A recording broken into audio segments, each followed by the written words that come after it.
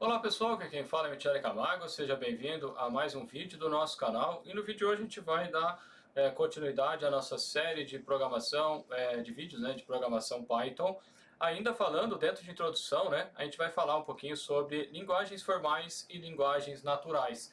Embora pareça, né, que eu estou enrolando a guerra aqui, né, em vez de entrar na programação propriamente dito, esses conceitos eles são fundamentais lá na frente, né? Porque às vezes começa a se falar determinados termos que se você não verificou antecipadamente, né, você acaba não entendendo direito, né? Se você ainda não é inscrito no canal, te convido para se inscrever no nosso canal e também para ser membro do nosso canal, né? Como membro você consegue baixar todos os materiais que nós temos disponíveis aqui no nosso canal. Também você tem acesso a aulas de inglês exclusivas e também, né, dependendo do nível, né, você tem cursos completos à disposição, né, para membros estudantes. Por exemplo, aulas de mecânica dos fluidos, aulas de vibrações mecânicas e por aí vai, né?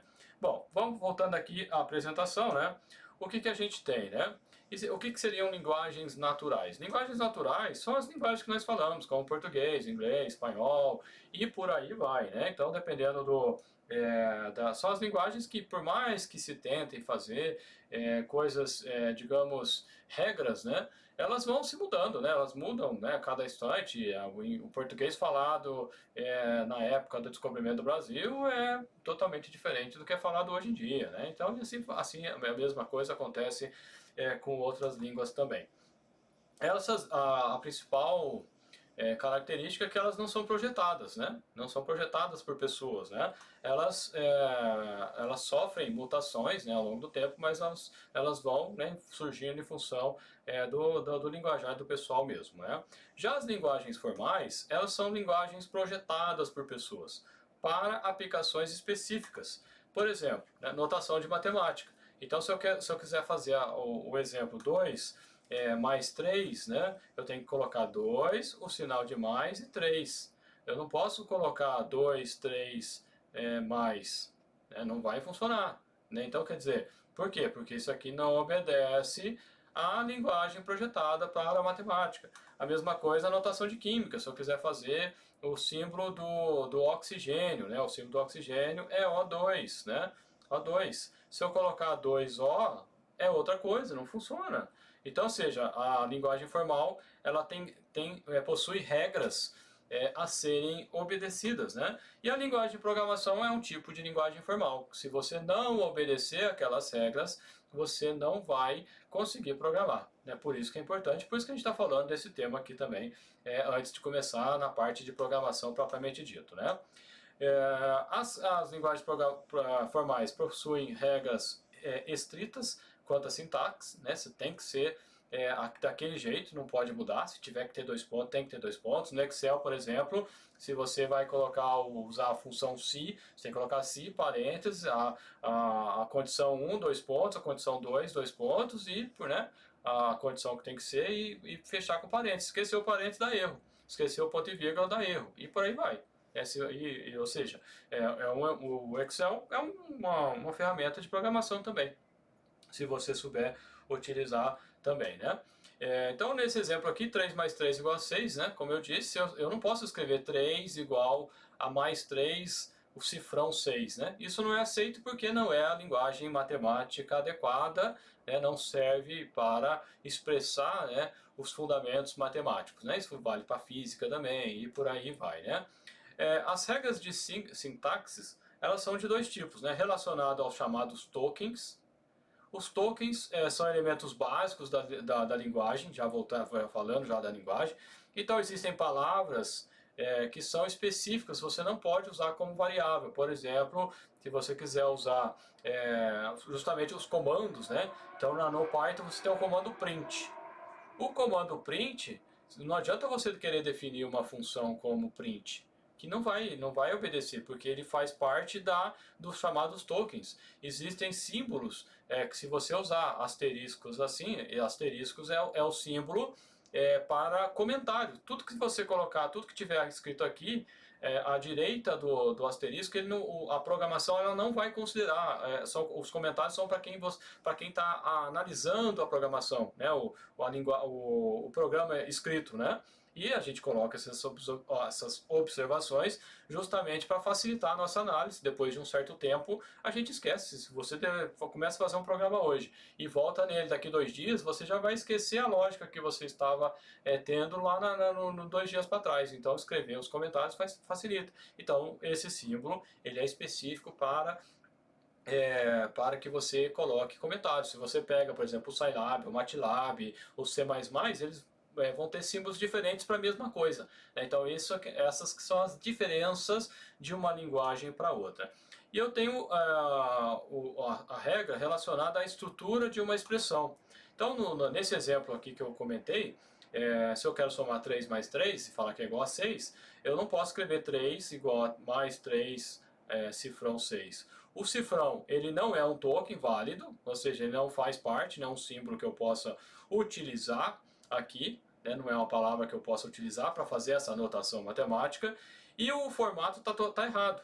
Então, ou seja, se eu quiser fazer o formato certo, eu tenho que escrever desse jeito aqui, 3 mais 3 igual a 6, ou 5 vezes 2 igual a 10. Não adianta, né? Não adianta eu querer usar uma formatação diferente que não vai ser válida. Então as linguagens formais elas servem para isso, por isso que elas são utilizadas, né? Porque você imagina, no caso aqui eu acabei repetindo, né? No caso quando você pega, por exemplo, uma linguagem falada, aí você fala assim, nossa, hoje tá complicada a situação, que você dá um exemplo, que dependendo daquilo que você fala, tá totalmente errado. Por exemplo, você fala, e aí, beleza? Né? Ou seja, você não está perguntando se tá bonito, né? Se tem beleza, está falando e aí, como que vai, né? Então o e aí, beleza, tem um significado totalmente diferente da palavra original. Então, no caso das linguagens formais, no caso da linguagem da linguagem de programação, isso não pode acontecer. Então tem um termo que é usado chamado parsing, que é justamente a análise semântica. Então, se você ler uma frase ou uma expressão em uma linguagem formal, como aquela que eu falei 3 mais 3 igual a 6, se você entende matemática, você vai entender o que está sendo escrito. Então, por que muitas vezes alguns alunos, quando eles pegam alguns livros específicos, né, que eles não estudaram ainda, eles não entendem nada? Porque ali vem, né, cada letra representa uma determinada característica e ele não sabe o que é aquela característica e não vai entender mesmo. Né? Então, isso é muito comum nas engenharias de um modo geral, né? Então, se a gente vai ler, a gente tem que imaginar como que é a estrutura da frase. Isso que é chamado parsing ou análise da semântica. Então, se eu pegar, por exemplo, o sapato caiu, a gente, né, do ponto de vista do português, sapato é o sujeito da frase e caiu é o verbo da frase. Então, se você sabe o que é sapato e você sabe que é o verbo, você vai entender, né, o que significa o sapato caiu. Né? O sapato estava em algum lugar, caiu para baixo. Dependendo da conotação, pode ser uma coisa completamente diferente, como essa que eu falei, e aí, beleza, né? Como que seria o equivalente a você perguntar, e aí, como vai, né?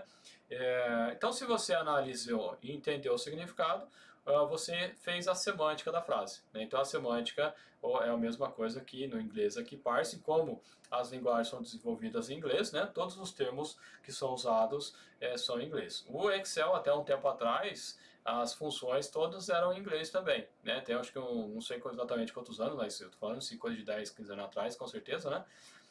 Quando eu comecei a trabalhar, por exemplo, era, né?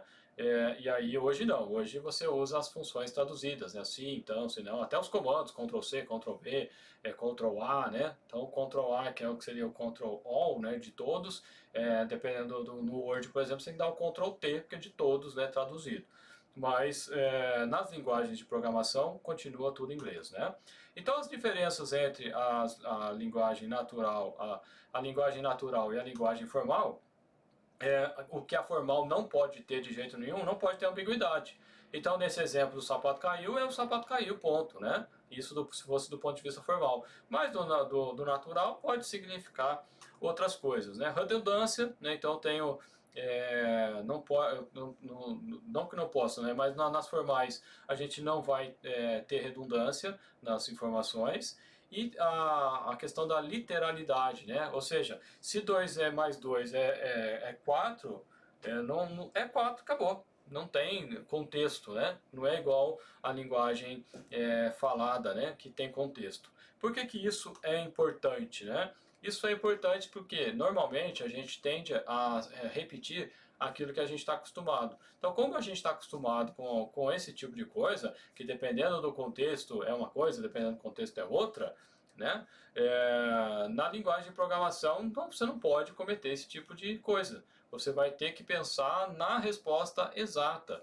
Né? Eu costumo falar que as coisas têm que ser a prova de peão, né? Ou seja, não adianta ter um escape para o peão ir lá e mudar, né? Porque ele vai mudar se ele puder fazer. Então essa é a mesma coisa aqui na questão da programação. Né? Se você quer aquela coisa, tem que fazer exatamente o que você quer. Não tem margem para interpretação. Né? A linguagem que você vai utilizar, ela não vai pensar, nossa, será que é isso ou será que é aquilo? Não. Ou é branco ou é preto, ou é azul ou é verde, não adianta. Tem que ser dessa forma. Beleza, pessoal? Um abraço e a gente se vê no próximo vídeo.